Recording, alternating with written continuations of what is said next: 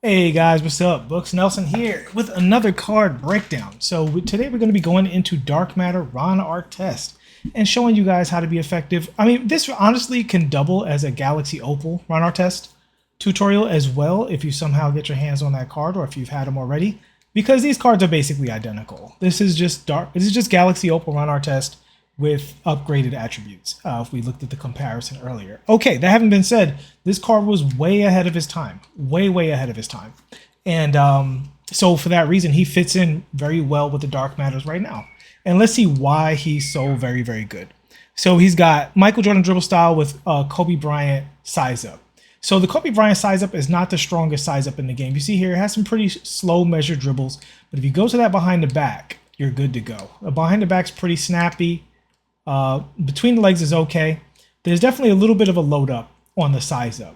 That having been said, it's not a big deal for this card. He's got the Tim Hardaway combo moves, which also gives him the ability to like just move generally well. And he's got that Trae Young side, the Trae Young escape as well. So with the Trae Young escape, John Wall snatch back, and these other moves here, you know, the combo moves and so on and so forth, he doesn't have an issue moving around. And he also has a great, so his attack cross, let's look at his attack cross real quick.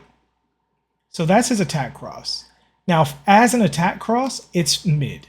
But as a tool to establish that same side burst, it's great because he has that little pause. So if you're using all of these other dribbles to set people up, right? And then you hit that attack cross and go that same way, it's actually like a visual fake that when people are playing on-ball defense or even, you know, they're playing off-ball defense, you call them up, you call their computer player over as a screener, and they've got to get over there to make sure that the computer doesn't screw them over.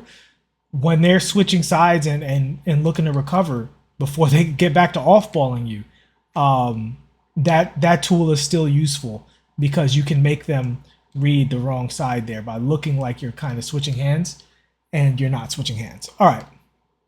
So Trae escape, that means he has access to this excellent burst. So even with Michael Jordan dribble style, he can burst and then he can L2 cancel to that Jamal Murray behind the back, which sets up his fantastic jumper. Now I will say, when this jumper came out, it was absolutely one of the best jumpers in the game. We didn't get Patty Mills yet, and it was him and Beasley. They were like at the top of the list. Now that, you know, some of the jumpers are, some of the releases are starting to get updated, it's not as ahead of everybody as it once was, but I still think it competes really well. It's fast.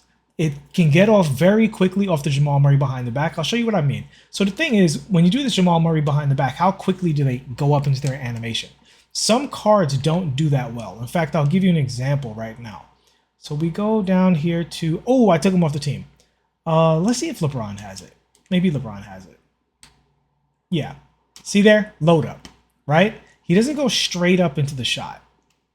There's a hitch, there's a hold. I think Giannis is the same way, right? And that's 100 overall LeBron James doing that. Giannis behind the back, and then he drags the ball up, right? Medicine ball effect. He goes behind the back, and then he gets the shot off. And in competition, you know, especially with all of these juice cards on defense, that's a problem. Whereas you look at Ron Artest, behind the back, right up in the air, that thing is gone. Just a little too fast to react to.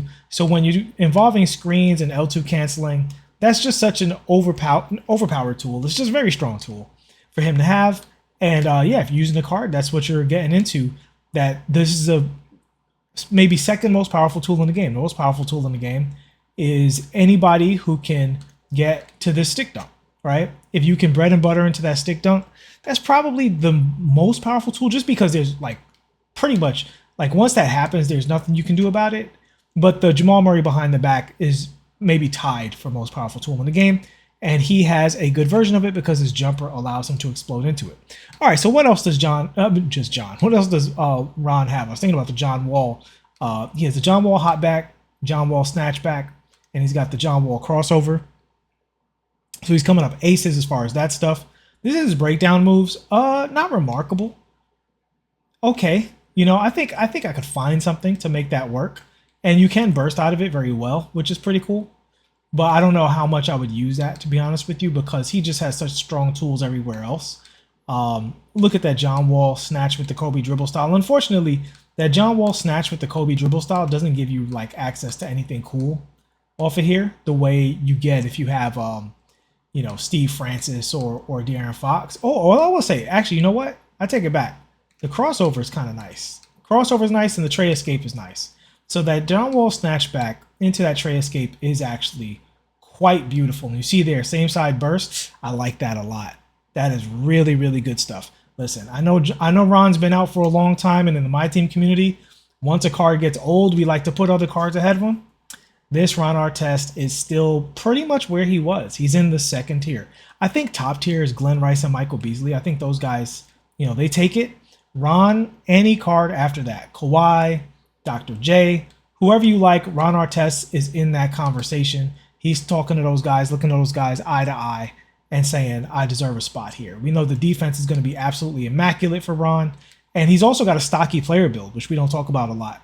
He's got a stocky player build and decently long arms as well. So yeah, I think that pretty much covers it for Ron. I mean, he has all of the go-to tools, right? He's got the Hezi burst, same side. He's got the John Wall crossover. He's got Pro 2 leaner, right? He's got the normal hop jumper. So creates good space from every single angle, right? Great space, goes up real fast, and with his jumper and easy to read shot cue, it's even better. And then he stops on a dime with that normal hop jumper going to the basket like such. He's got Michael Jordan layup package, which I actually haven't seen a lot of. So let's take this opportunity to look at that Michael Jordan layup package. It's locked, I think. I think it's locked in my career. It might be locked behind like starter or something like that. Solid, nice and high releases. Nothing remarkable. Let's look at a couple more. Decent Euro step. Yeah, solid layup style. Nothing to write home about. I don't expect Mike to have much of a floater. That's actually pretty good. Got that DeMar DeRozan, that Jimmy Butler stop in the midair kind of thing. But yeah, going to the basket, you're really looking for stick dunks 99% of the time. Furthering what I was talking about with the Giant Slayer with Ron Artest, not that important because you're hardly ever doing layups with Ron Artest. He's too good of a stick dunker. He's too fast going to the basket with that John Wall crossover. He's too fast going to the basket with the Michael Jordan dribble style and the John Wall move and Hezi. And he just has too many tools to get to the stick dunk to be really focusing on layups too much. And if the stick dunk isn't there, I think the next tools you're going to be looking for are his ethical buckets. All right.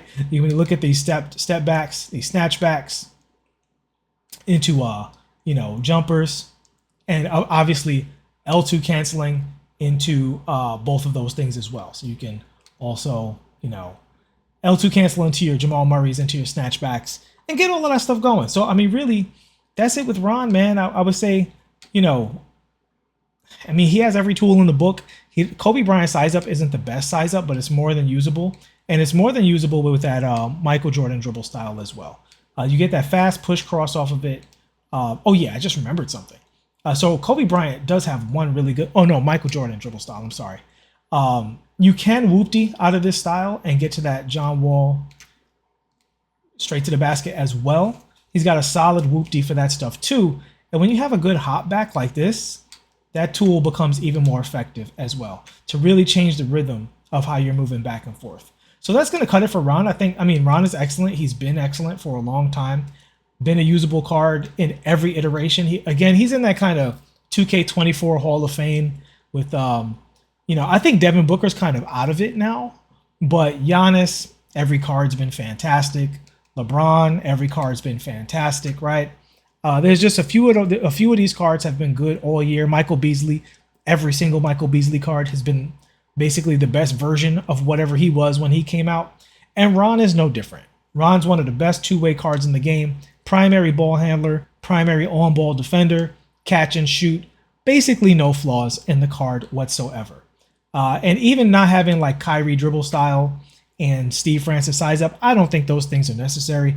I look at it more as a stylistic difference than anything else. And I think Ron's style is quite effective. That's going to cover it for this Ron Artest tutorial. Please like and subscribe if you have not already. As always, cannot thank you enough for the support. And I'll see you guys in the next one. Peace.